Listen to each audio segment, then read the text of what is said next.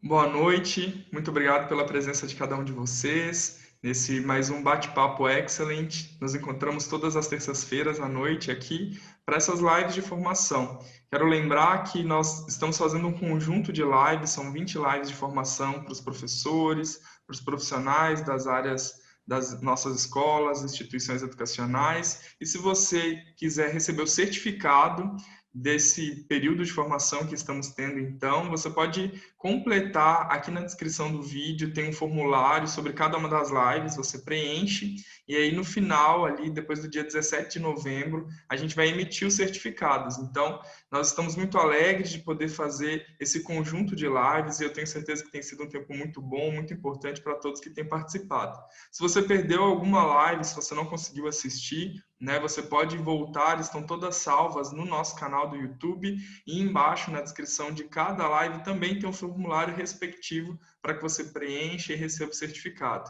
Nós ainda temos muitos temas importantes, tem sido muito especial nos encontrarmos aqui todas as semanas, e hoje nós teremos também um assunto muito especial, que é a inclusão escolar. E para isso estamos recebendo o nosso colega de trabalho aqui, o professor Eduardo. Daqui a pouco ele vai se apresentar mais, explicar um pouquinho mais sobre o envolvimento dele com esse assunto, com essa questão, sobre as suas formações, mas eu tenho certeza que vai ser um tempo também muito especial. Antes de começarmos a falar sobre o assunto de hoje, quero convidar você a compartilhar essa live com outras pessoas. Mande esse link para outros professores, outros colegas da área que você sabe que são interessados nesse assunto, Eu tenho certeza que nós vamos aprender mais nessa noite. Nós queremos lembrar que a Rede Excellent, então, é um conjunto de escolas, que são associadas à ESEP, mas integradas à rede, e o nosso objetivo é assessorar as escolas nas suas demandas cotidianas, nas suas necessidades, e nós temos esse propósito de servir em muitas áreas específicas. Para a gente apresentar um pouco mais da rede, para você que não conhece, eu gostaria de começar, então, essa nossa live de hoje, passando um vídeo que apresenta um pouquinho mais sobre a nossa rede, tá bom? Então, nesse momento, a gente vai assistir um vídeo.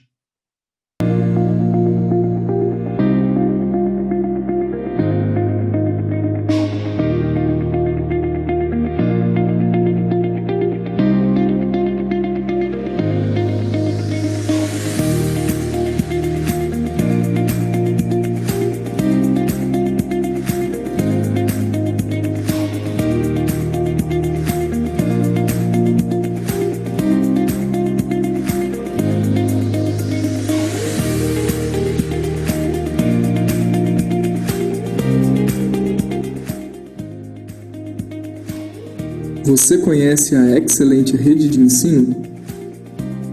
A Rede Excellent surgiu para referenciar a excelência na prestação de serviços na área da educação. Nosso intuito é atender às necessidades cotidianas das escolas. As instituições que recebem nosso apoio profissional contam com um atendimento especial e assessoria completa nas áreas administrativa, financeira, pedagógica, comunicação e pessoal. Nossos objetivos são criar e assessorar escolas dentro de um padrão excelente, qualificar todas as áreas das escolas integradas, medindo através de teste de resultados, desenvolver gestores e docentes qualificados, gestão de pessoas e autoconhecimento das equipes, desenvolver materiais próprios.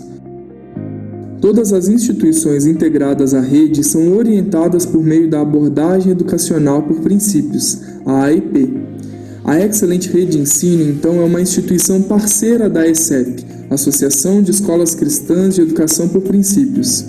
Enquanto a ESEP estrutura, organiza e compartilha conceitos e práticas pedagógicas e de gestão escolar na abordagem educacional por princípios, a equipe da Excellent assessora as escolas integradas em todas as áreas de acordo com as demandas locais e cotidianas. A Excellent é uma rede de escolas que são associadas à ESEP e integradas à rede.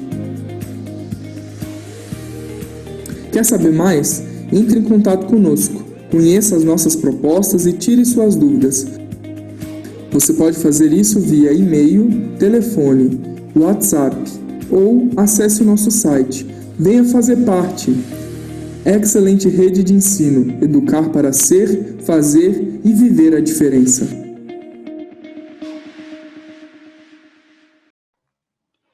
Então, boa noite a todos que estão nos acompanhando aí na nossa live sobre a inclusão escolar. E esse tema é um tema que eu tenho estudado ao longo de alguns anos, e eu tenho, então, também estudado no mestrado que eu estou fazendo em teologia.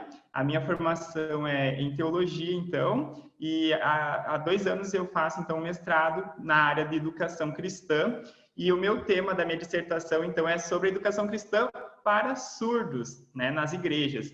E esse tema da inclusão escolar também está relacionado a este assunto da inclusão de surdos, mas eu não vou falar só de surdos, eu vou dar alguns exemplos mais sobre esse grupo específico, porque é o grupo que eu trabalho, tanto na Faculdade Batista Pioneira aqui em Juí, sendo intérprete de um aluno surdo, quanto na igreja onde eu sou membro e participo também como pastor ali desse ministério. É interessante notar porque a questão de deficiência, ela está muito relacionada também nos nossos ambientes, ambiente educacional. E é uma preocupação muito grande, tanto na parte da igreja, quanto na parte escolar, de incluir as pessoas que têm algum tipo de deficiência.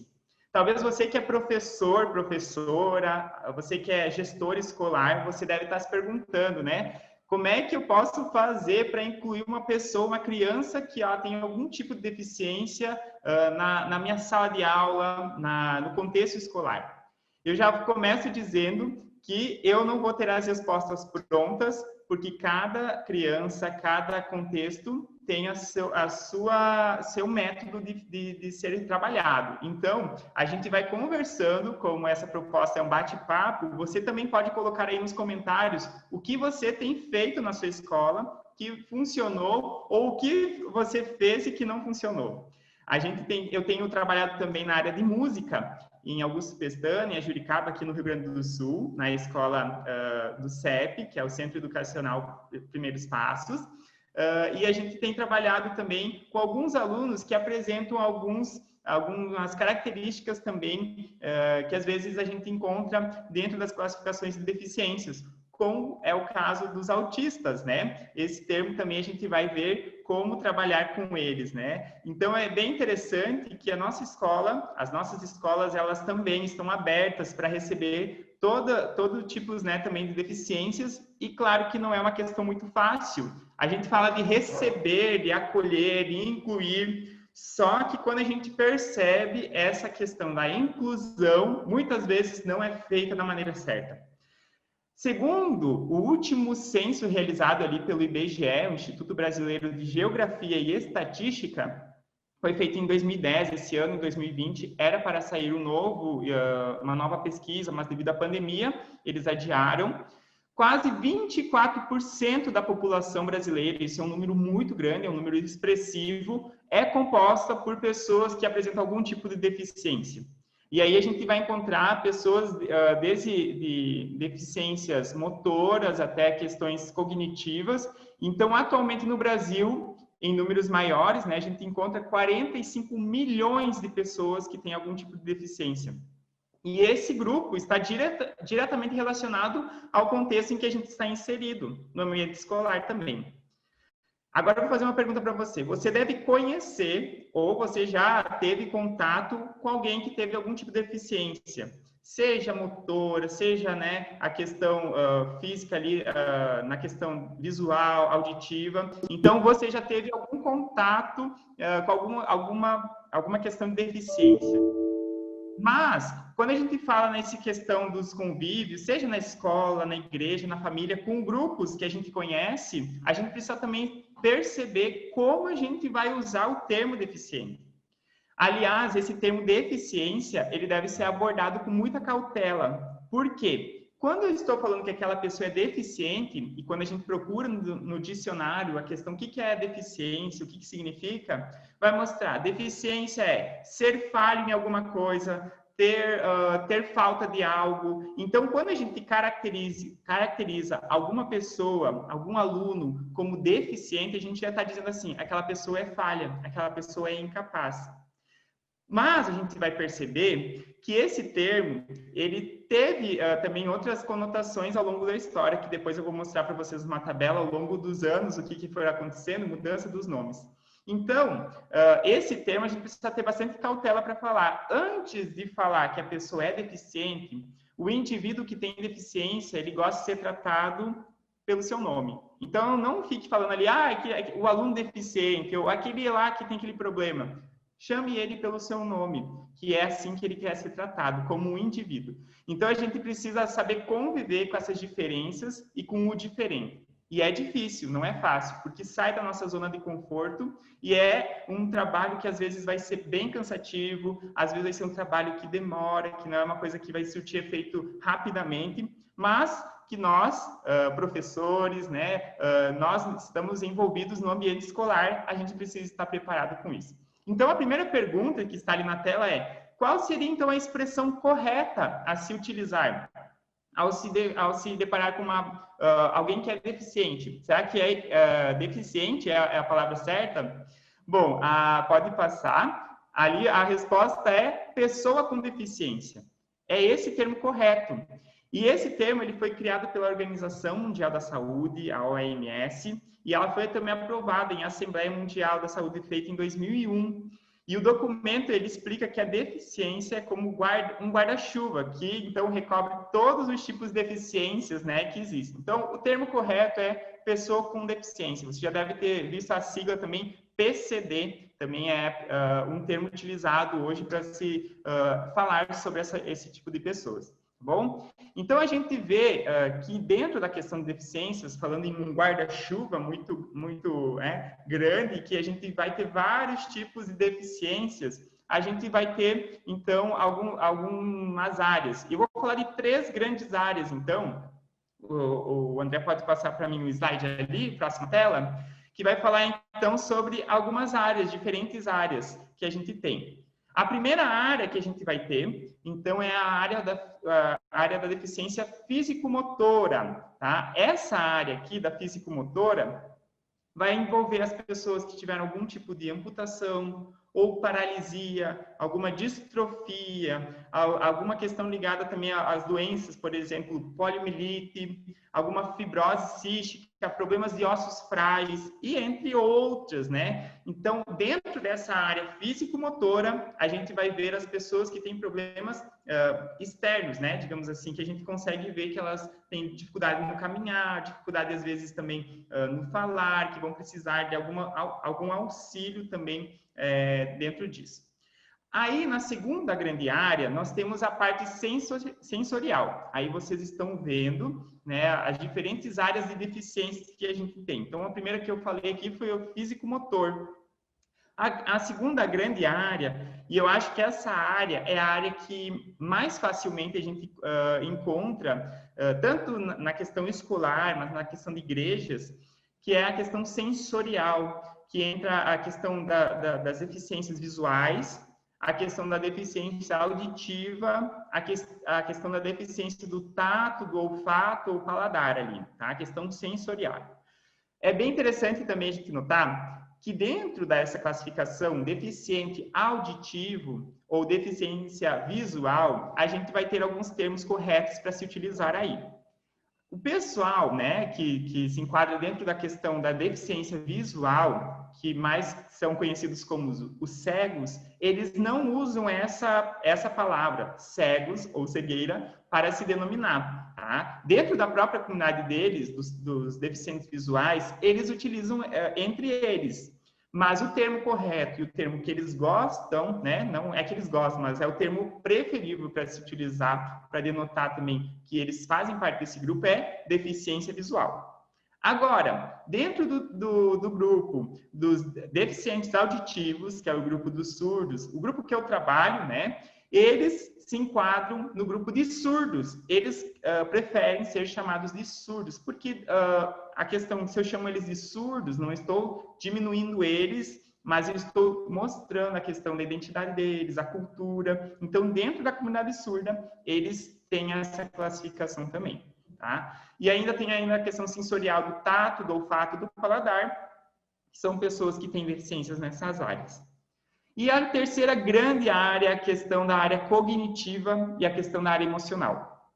Nessa área, nessa terceira área, não menos importante, é uma área que talvez você já teve mais contato em sala de aula com alunos que apresentaram algum tipo de síndrome, algum aluno que desenvolveu ou que é medicado em alguma das áreas que eu vou falar. Nós temos também a questão ali dentro dessa área cognitivo-emocional, síndrome de Down, síndrome do X frágil, o autismo, microcefalia, hidrocefalia, traumas no cérebro, né, entre outros, e alguns transtornos emocionais, que a gente tem ali a síndrome de Asperger, a esquizofrenia, o transtorno obsessivo-compulsivo, bipolaridade, e entre outras áreas. São inúmeras as áreas dentro da questão emocional, que precisa ser trabalhada também em conjunto com um profissional de saúde, que a gente já vai falar sobre isso também, a importância da escola andar junto aos profissionais de cada área também. Então, dentro dessas diferentes áreas de deficiência, seria muito simples eu chegar e falar é isso que vai acontecer, sendo que a gente tem um enorme número de tipos de deficiências, né? Então, a gente não tem uma resposta pronta e simples para falar assim, ó, nesse caso você vai usar isso, porque cada indivíduo, cada aluno, cada aluna vai ter a sua particularidade na hora de estar na sala de aula, né? Eu, por exemplo, como professor de música, eu dou aula de musicalização do 1º ao 5º ano, já tive alunos que eles tinham o diagnóstico de autismo e alguns alunos, eles se saíam muito bem nessa área da música, enquanto outros alunos que tinham o mesmo diagnóstico de autismo, eles não gostavam de música, choravam, eles não se sentiam bem na aula de música. Então, há a questão de cada indivíduo ser diferente do outro. Então, a gente não pode colocar todo mundo no mesmo grupo e dizer assim, é esse jeito de trabalhar. Então, você aí que é professor e professora, você já vai pensando em atitudes, em ideias criativas que você pode utilizar para cada aluno, cada aluna. Bom, e agora eu quero falar então um pouquinho sobre os termos utilizados para se referir à pessoa com deficiência. A gente viu então que há sim um termo correto a ser utilizado, porém, durante a história, talvez ficou meio pequeno, aí, meio ruim para você enxergar, mas eu vou ir comentando com vocês sobre essa tabela. Essa tabela foi realizada, ela foi feita pelo Romeu Sasaki. Se vocês procurarem mais sobre esse autor, ele vai ter algumas questões sobre esses termos, essas terminologias. Mas ali no começo da história, durante alguns séculos, quando começou a ser destacado algumas questões aí, de nomenclaturas, a gente vê que o termo utilizado nessa época ali era o termo de inválido. Inclusive, em algumas traduções bíblicas, a gente vai ver o termo utilizado, os inválidos, o coxo, o paralítico, o lunático, né, para se usar para a pessoa com deficiência. Os autores e críticos da Bíblia falam que essas versões, essas traduções de palavras foram utilizadas porque era a melhor tradução utilizada na época, mas hoje em dia há sim novas traduções se utilizando os termos corretos. Então, a Bíblia não está errada, né, nesse sentido, mas é a questão só da tradução da palavra. Então, esse termo inválido, ele mostrava ali que a pessoa, ela não servia para nada, né? Era a pessoa que tinha deficiência e na sociedade ela era inútil, porque era esse o pensamento que se tinha naquela época, né? No começo da história e durante alguns séculos, quem era deficiente era às vezes até tirado da sociedade, né? A gente vê alguns relatos que para a família, a pessoa que tinha deficiência, algum membro da família tinha deficiência, era um fardo para a família, então aquilo também era uma questão muito difícil para a família lidar. Depois, ao longo dos séculos, né, aí foi passando, e no século XX, né, se aproximando ao século XXI, né, o século XX, então, mudou-se o termo. Então, o termo que começou a ser utilizado foi o termo incapacitado, que também não é um termo muito fácil de ser falado, né? Mas o termo incapacitado também significava que era os indivíduos, né, já estavam sendo considerados como indivíduos, sem capacidade. E mais tarde também para indivíduos com capacidade residual, ou seja, ele era incapacitado de fazer algumas coisas, outras eles até que conseguiam fazer. Então, esse período aí foi bem longo, do século XX ali até 1960, por aí, se utilizou esse termo aí. Então, várias décadas, vários anos, era comum o uso desse termo para designar a pessoa de qualquer idade. Então, a pessoa tinha deficiência, ela era incapacitada. E após esse tempo, aí começou, então, o estudo, né, um pouco mais das pessoas com deficiência.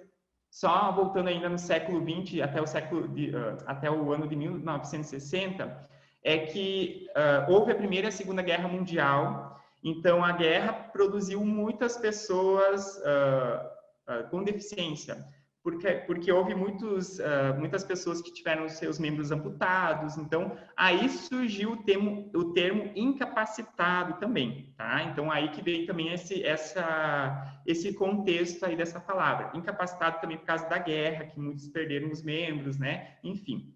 Aí, a partir do ano de 1960 até 1980, se aproximando agora, né, do século XXI, a gente vê o termo defeituosos, os defeituosos. Bom, eu já falei no começo, né, dessa live, que se você procurar no dicionário, em alguns dicionários vai dizer lá que deficiência é ser incapaz, ser defeituoso, ter falta de. Então, esse termo defeituosos, ele não é também um termo muito correto a se utilizar, né? Naquela época ali, a gente vê ali mais ou menos uns 20 anos, eles utilizaram esse termo. Os deficientes, né? Esse termo significa indivíduos com deficiência física, mental, auditiva, enfim. E era uma forma diferente daquela como as pessoas com deficiência faziam. Então, aqui nessa época aí, que começa também algumas associações a começar em funcionamento. Por exemplo, a ACD, que é a Associação Assistência à Criança Defeituosa, né? Então, esse termo também entra dentro dessa parte aí. Também é nessa época, na década de 50, que as APAES, que é as Associações de Pais e Amigos de Excepcionais, APAE, começam a surgirem, né? Começa primeiro nos Estados Unidos, depois vem para outros países, inclusive aqui no Brasil. Então, é essa época aí que começa a se pensar mais nas pessoas com deficiência. E após essa época, do ano ali de 1981 até 1987, então mudou-se a palavra. E ali ficou, então, pessoa deficiente. Quando se usou esse termo, que foi utilizado também, eles fizeram um congresso na ONU, então foi o Ano Internacional das Pessoas Deficientes, ali, o ano de 1981, foi o ano então que eles realizaram uma grande conferência e definiram então usar essa palavra. É interessante notar porque essa palavra foi a que vem depois, tiveram outras depois dessa nomenclatura aí, pessoa deficiente. E aí depois, né, a gente vai ver que ela retoma de novo, tá? Então foi nessa época que eles começaram a estudar, a ver qual era o termo mais correto a ser utilizado. No ano de 1988 até 1993, foi usado, então, a pessoa portadora de deficiência. Então, esse termo era utilizado somente em países de língua portuguesa. Foi proposto para substituir o termo pessoas deficientes.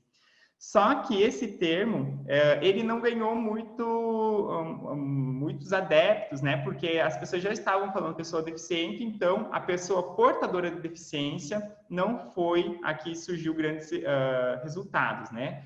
E depois, ali a gente vem em 1993 até os dias de hoje, 2020, teve pessoas que utilizaram o termo pessoa com necessidades especiais.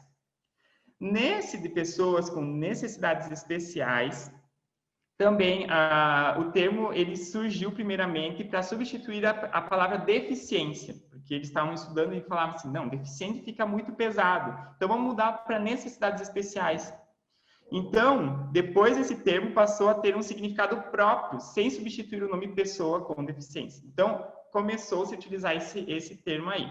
Mas, né, até os dias de hoje é utilizado, mas não é o correto a se utilizar, tá? Então, hoje, deixa eu ver só, de 1993 até hoje, né, que 2020, também foi se utilizado o termo pessoas especiais, né? Então, era meio estranho, porque a pessoa, então, ela era especial, ela tinha algo a mais, ela não era uma pessoa, então, deficiente, então, começou a se tentar colocar a pessoa deficiente como alguém importante, colocando alguma nomenclatura, por exemplo, pessoa com necessidades especiais, então, ela é mais especial do que uma pessoa normal, então, aí começou as discussões nos termos. E em junho de 1994, voltou-se, então, e dessa vez oficial, né, até os dias de hoje, que é utilizado na Declaração de Salamanca, que começou a estudar a questão da educação inclusiva, começou algumas questões também de pessoas com deficiências, ficou, então, o termo, em 1994, pessoa com deficiência. E aí, a história não acaba aí, né? Em maio de 2002, mais recentemente, né, começaram, então, a se estudar outras nomenclaturas. Daí começou, então, a falarem sobre portadores de direitos especiais. E eles utilizavam, inclusive, uma sigla PODE, P-O-D-E. E essa sigla causou muita confusão nas pessoas, porque, por exemplo, se eu fosse falar que aquela pessoa é uma pessoa PODE, P-O-D-E, então, ficava estranho, porque dava a ideia de poder, de poder, de capacidade, e então causou muita confusão e eles preferiram tirar essa nomenclatura, né, de portadores de direitos especiais. Até porque, se eles queriam que os deficientes, as pessoas com deficiência, fossem do mesmo nível, né, igual às pessoas que não tinham deficiência, então não tinha por que eles colocar uma sigla que mostrasse que eles estavam com uma necessidade especial acima. E então, o termo utilizado hoje, eu coloco ali, então, é pessoa com deficiência. E esse é o termo, então, que se utiliza e é o mais comum e o mais correto para se utilizar. Hoje, inclusive, há estudos e outras que as organizações mundiais aí, eles tentam estudar, então há alguns estudos ainda, né, nesse sentido de mudar a questão da nomenclatura. O estudo, então, passando então um pouquinho agora dessa questão dos termos utilizados para se referir à pessoa com deficiência, a gente vê que os estudos disso, essas terminologias, são importantes para nós hoje, porque é importante aprender a linguagem que tem que se utilizar de respeito para a gente não rotular a pessoa. Então, as pessoas com deficiência, elas preferem ser chamadas pelo nome, tá? Não chame uma pessoa que tem uma deficiência auditiva, por exemplo, você é uma pessoa com deficiência. Não, chame a pessoa pelo nome, né? É preferível do que a gente apontar alguma característica dela, que às vezes para ela também, ela sabe que ela tem, mas talvez vai causar constrangimento. E isso vale para os nossos alunos também. E é interessante notar, falando sobre comitê também, de organizações mundiais, sobre ONU, a ONU, ela fez também um direito ali, ela fez uma reunião com pessoas de deficiência, e eles fizeram, então, uma declaração que a pessoa com deficiência, suas organizações, devem participar das decisões sobre os seus propósitos, os direitos humanos. E tem uma frase que eles falaram nesse congresso, que ficou muito marcado, que é: nada sobre nós sem nós. E agora, esse termo, o André pode passar para a minha tela. Ali nesse termo vai falar sobre nada sobre nós sem nós. Nesse termo, a gente vai ver a questão de que quando eu for fazer algo para o meu aluno que é deficiente, quando o meu aluno que tem alguma limitação física, alguma questão dentro disso, eu, no processo de ensino para a pessoa com deficiência, eu preciso incluir ela em como ela quer ser ensinada.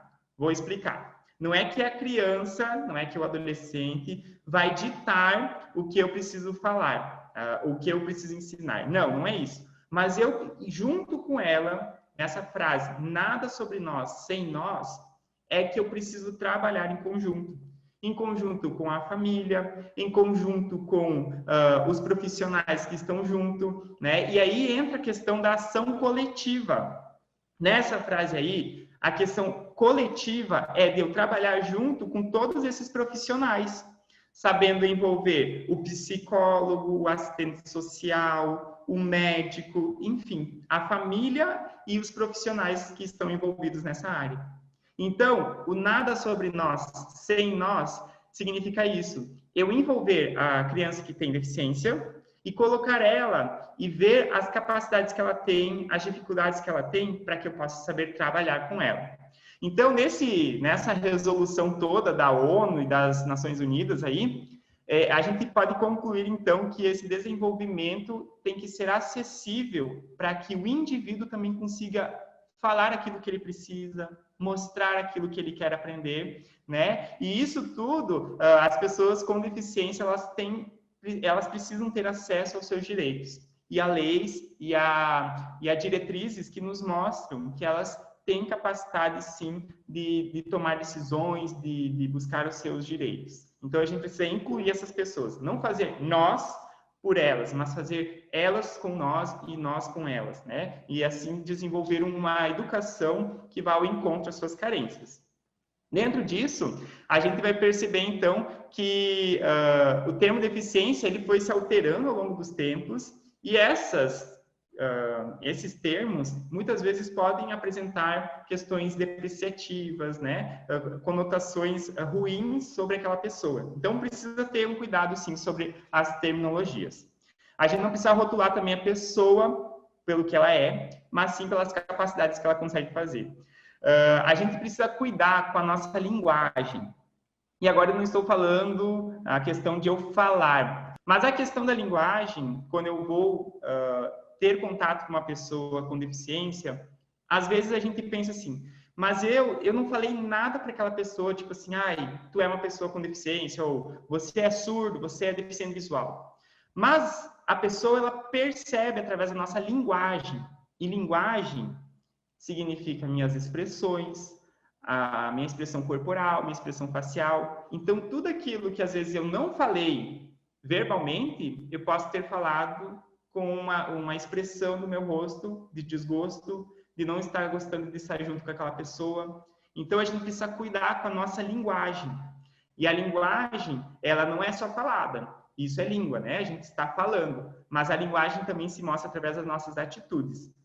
É muito difícil a gente estar perto de uma pessoa que tem limitações físicas na fala, por exemplo. Pessoas que tiveram aí alguma questão de limitação cognitiva e alguma questão também física. Se você vai conversar com a pessoa vai demorar para falar e você, às vezes, não vai ter tanta paciência. Então, a minha linguagem corporal e facial precisa ser de respeito, de esperar, saber também que cada pessoa vai ter um tempo para falar. E isso acontece também com os alunos.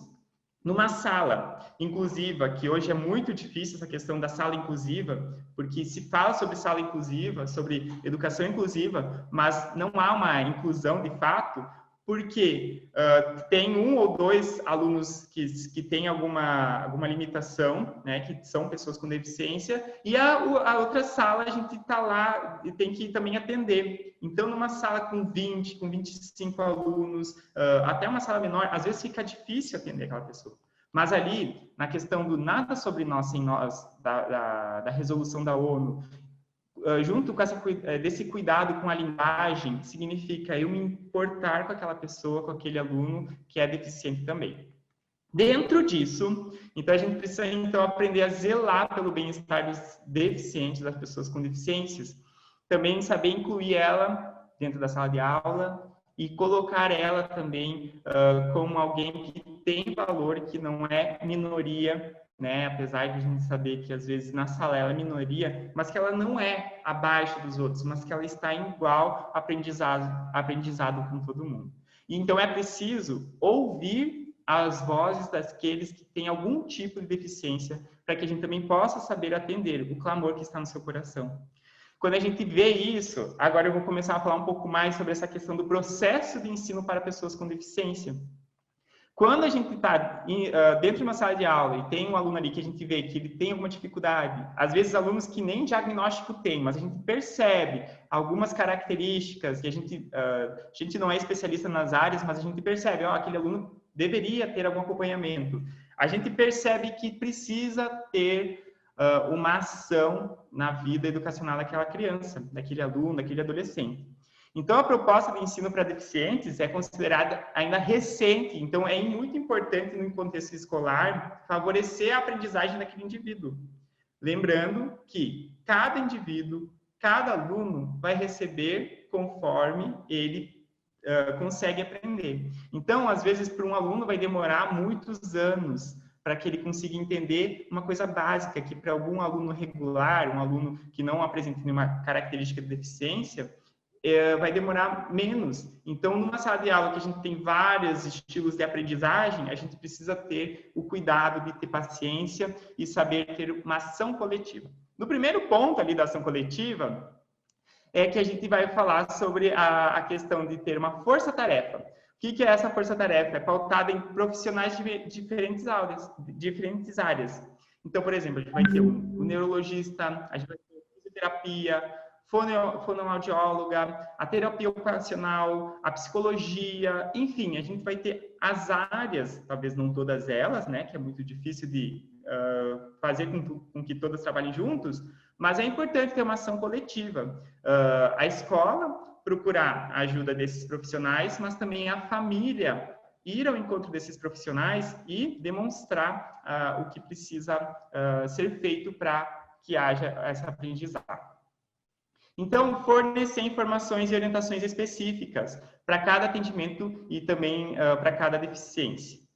O papel da escola, ela é tão importante nessa política de inclusão, porque ela é um espaço, a escola é um espaço onde as crianças vão estar ali socializando.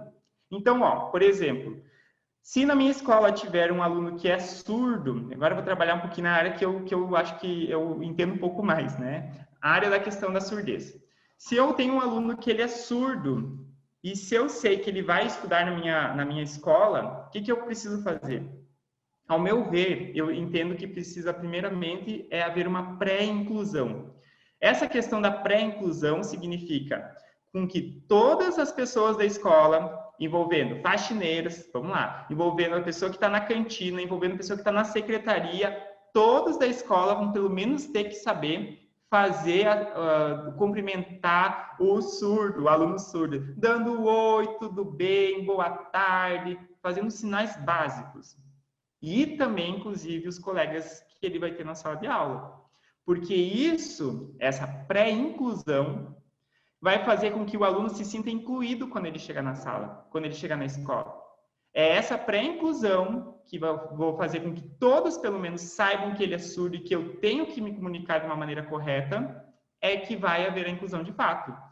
Lembrando, a questão de novo, da questão coletiva maior. Eu preciso ter um trabalho junto com profissionais, intérpretes e libras. Eu preciso ter um trabalho junto com a família, porque às vezes a família não vai saber também se comunicar e na escola ele vai aprender. Então, a família precisa estar em contato também constantemente com a escola. Então, cada deficiência vai ter suas adaptações. Se for uma deficiência visual, por exemplo, eu posso ensinar para os meus alunos também a questão do braille, nem que seja a questão bem simples do braille. Não é fácil? Não é, mas eu posso tentar incluir eles dessas formas assim.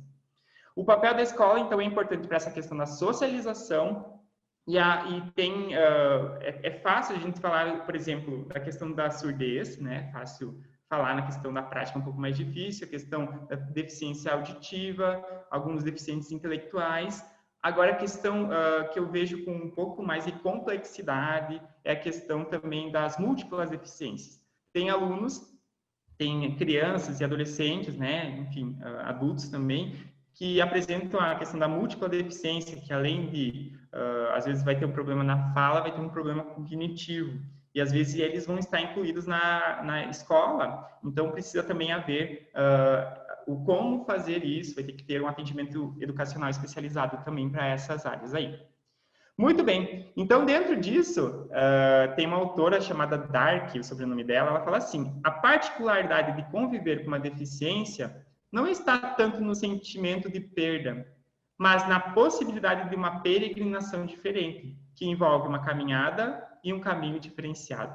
Ou seja, estar com uma criança, com um adolescente que é deficiente dentro da escola, vai fazer com que toda a escola tenha uma caminhada diferenciada num caminho diferente, junto com um aluno que tem uma língua própria, junto com um aluno que tem um conhecimento de coisas que a gente talvez nem imagine, mas que a gente precisa explorar ele. Vou pedir para o André voltar ali na questão dos slides, e ali a gente vai ver, então, os direitos, né, educacionais que tem um papel fundamental também na questão da inclusão.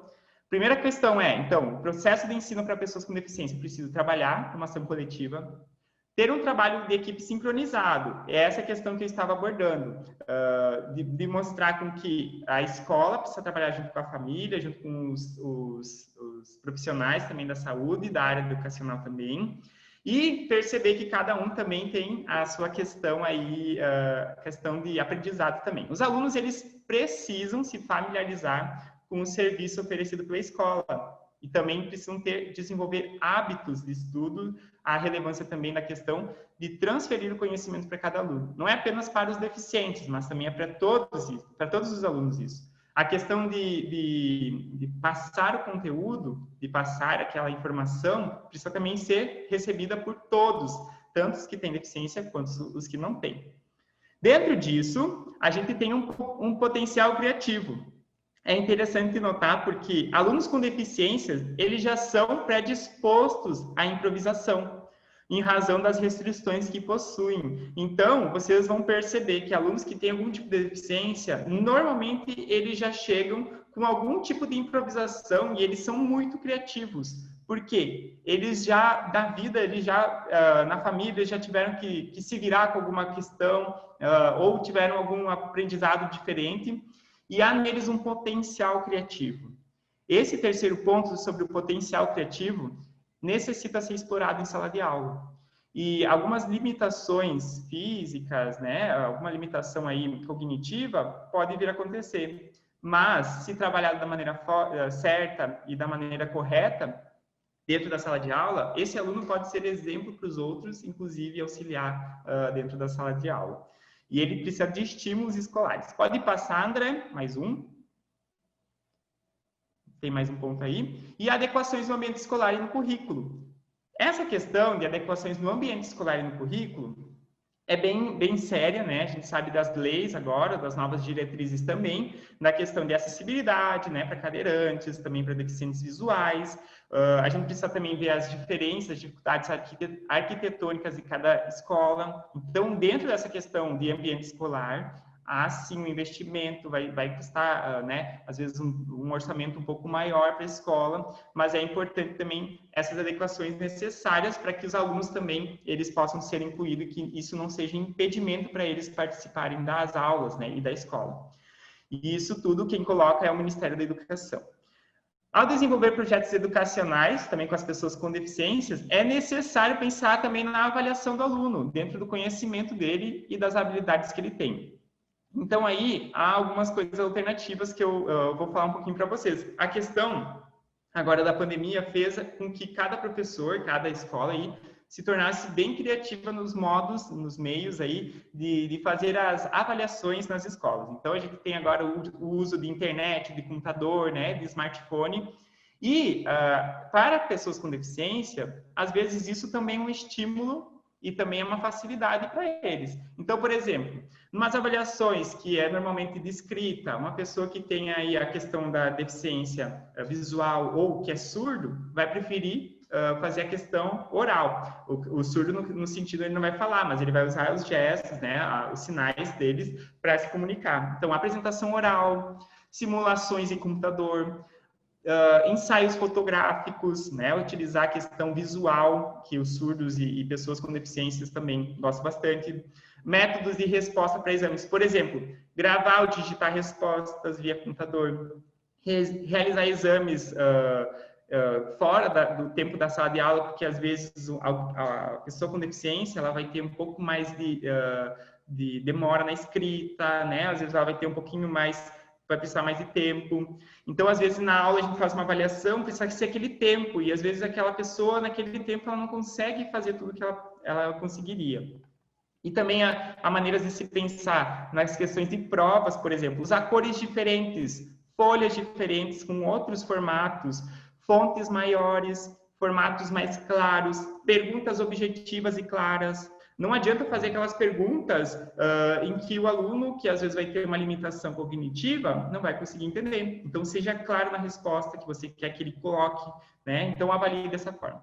Eu vou contar uma experiência dando aula de música, né? Então, eu faço as avaliações de flauta, que o aluno tem que tocar uma música, Então, às vezes, o aluno que tem algum laudo, que tem alguma questão de deficiência, eu não faço da mesma forma como os outros alunos. Então, eu pergunto para ele, toca para mim a nota sol, toca para mim a nota lá. E eu sei que ele toca certo, só que na hora, com a pressão dos colegas todos olhando e tentando, né, ver ele tocar ou ela tocar. Então, há uma pressão também dos alunos. Então, tem que se pensar num modelo diferente. Então, é assim que tem que ser trabalhado, né?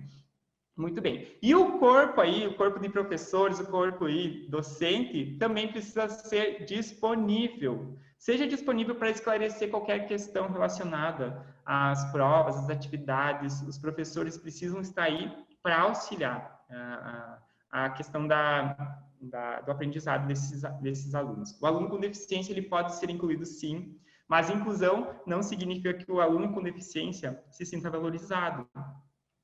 É importante ressaltar que ele tem valor, né? Que ele precisa ser trabalhado na sala de aula também, que os colegas precisam respeitar e precisam ajudar ele. Então, a gente fala assim, na minha escola tem inclusão, tem alunos que são PCDs, né? Que são pessoas com deficiência, mas na prática não é bem isso que acontece. A gente vê a questão que algumas escolas têm bullying, né? Que aqueles alunos são excluídos também, né? Os colegas não querem estar perto e há uma necessidade de se trabalhar em cima disso. Se o ensino cumprir a sua finalidade educativa, com certeza a trajetória da aprendizagem se concretizará de uma forma relacional e significativa. Então, a ideia de fazer com que esse ensino para pessoas com deficiência, é fazer com que eles se tornem pessoas críticas, sujeitos que pensem, que sejam reflexivos naquilo que eles estão fazendo, que eles consigam também transformar a realidade em que eles estão inseridos. E dessa forma eles vão perceber que eles não estão no mundo por acaso, foi um acidente, que eles estão aí só porque, né, enfim, aconteceu alguma coisa na vida, mas que eles têm um objetivo de vida. E é nesse processo de inclusão que tudo isso pode acontecer. A inclusão da pessoa com deficiência no sistema educacional exige uma mudança de ênfase. Desloca-se o olhar da limitação para a potencialidade do humano, do desrespeito às diferenças para a valorização dessas diferenças. Ou seja, essa frase, Renders, que fala, e ele fala o seguinte, que então eu preciso olhar que aquele sujeito que muitas vezes foi desvalorizado, ele sim tem valor, ele sim é capaz de fazer as coisas e ele pode sim transformar a realidade em que ele está inserido. O conceito de inclusão, então, a gente vai ver que ela considera a inserção dos alunos por um outro ângulo, isso precisa ser considerada a diferença dele. Ele é diferente, sim, mas ele pode ser colocado no meio educacional, ele pode ser colocado junto com os outros colegas para que ele consiga desenvolver. Não é uma tarefa simples. Essa adaptação de sala de aula, essa adaptação de ambiente, tudo isso demora tempo, às vezes vai demorar, vai envolver também gastos financeiros, né? Enfim, tudo isso precisa ser estudado, precisa ser orado, colocado, né, junto com a coordenação, para que haja, assim, uma forma concreta e real de como essa inclusão deve acontecer. Paul Gelli, então, ele fala que quando Jesus, ele entendeu as pessoas para as quais ele foi chamado a ministrar, a partir do jeito como elas viam o mundo e como elas estavam no mundo, Jesus mostrou como se comunicar de verdade. Então, partindo no pressuposto bíblico, a gente percebe que Jesus, ele ia ao encontro dessas pessoas com deficiência, Jesus, ele incluiu todas elas na sociedade, e ele mostrava como ter uma compaixão por essas pessoas. A compaixão não significa reduzir os padrões ao nível daquele que aprende, mas em lugar disso, é permitir que ele fale, que ele caia, que ele erre muitas e muitas vezes, porque parte de suas necessidades, entendendo as suas fraquezas e percebendo que apenas por meio do aprendizado que conduz à superação é que o caráter será formado. O que Paul Gelli está falando é que o aluno, seja ele um aluno regular, digamos assim, que não tenha deficiência, ou um aluno com deficiência, uma pessoa com deficiência, ele vai errar várias vezes, ele vai falhar, ele vai desanimar, ele vai cair várias vezes, e muitas vezes. Mas isso vai fazer com que o caráter dele seja formado, que seja moldado. Na questão educacional é a mesma situação.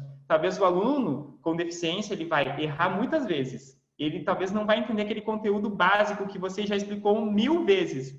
Mas você precisa ter paciência e moldar até que ele consiga ter seu caráter formado.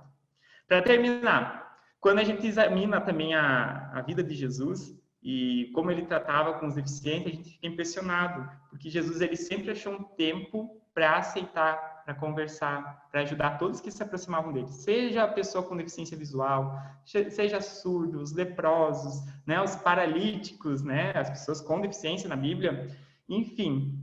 Se a gente reparar bem, uma grande parte do ministério de Jesus foi voltado especialmente para ter um trato diferente com as pessoas que eram consideradas deficientes. Agora, algumas perguntas para a gente parar e pensar naquilo que a gente tem feito em nossas escolas. Será que a gente conhece pessoas que são deficientes em nossa comunidade? Acho que a resposta aqui é sim, né? A gente conhece pessoas que têm deficiência. Agora, a pergunta é, nós aceitamos essas pessoas ou a gente evita estar perto delas? Será que a gente tem incluído? Será que a gente tem empatia de estar perto dela? Me coloco no lugar dela? Outra pergunta, será que a gente considera essa pessoa inferior? Lembra dos termos, das terminologias? Ela é incapacitada, ela é falha, ela é inválida? Que termo eu tenho utilizado? Será que a gente acha que eu não tenho responsabilidade? Não é minha responsabilidade cuidar delas. A pai que cuide delas, os centros que cuidam dessas pessoas que cuidem delas. Ou a gente tem feito a nossa diferença? Eu acho que nós conhecemos crianças e adultos deficientes que são mantidos afastados, porque as pessoas que também cuidam delas, às vezes têm vergonha. Então, algumas famílias, preferem deixar em casa. Então, a gente tem que também perceber esses contextos aí. Por que não há deficientes em nossas escolas? A sua escola não tem nenhum deficiente?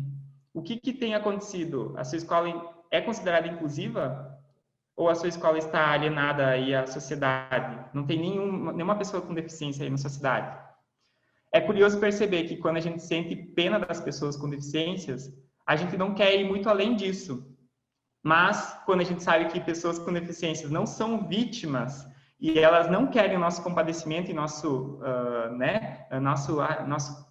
cuidado, elas querem apenas o nosso apoio, a nossa amizade verdadeira.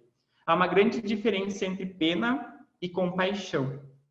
Como a gente viu o exemplo de Jesus, diante das pessoas com deficiências, a verdade é que a pena, ela não ajuda ninguém. Eu posso ter pena de uma pessoa com deficiência. A pena não vai fazer nada. Eu só vou olhar para aquela pessoa e vou, ok, aquela pessoa tem deficiência. Agora, a compaixão é o que Jesus mostrou. É eu ir até o encontro dela e é eu mostrar que ela tem valor, que ela tem potencial e ela tem oportunidade de se desenvolver como pessoas. Agora, para finalizar, a última pergunta é: o que você tem feito como educador, educadora, como gestor de uma escola? Você tem colocado essa questão em pauta? Você pensa em pessoas com deficiência na sua escola? Ou você tem medo? Ou você tem vergonha? Você tem agido como Jesus, tendo compaixão, ou como pena? Então, que a gente possa parar e pensar na educação também, à luz da Bíblia, vendo como Jesus fazia e também usando no método certo. Então, para a nossa resposta inicial lá, será algum método capaz de atender todas as necessidades de pessoas com deficiências? A resposta é não, não tem um método específico, mas há sim métodos que podem ser utilizados conforme a necessidade de cada realidade, de cada contexto.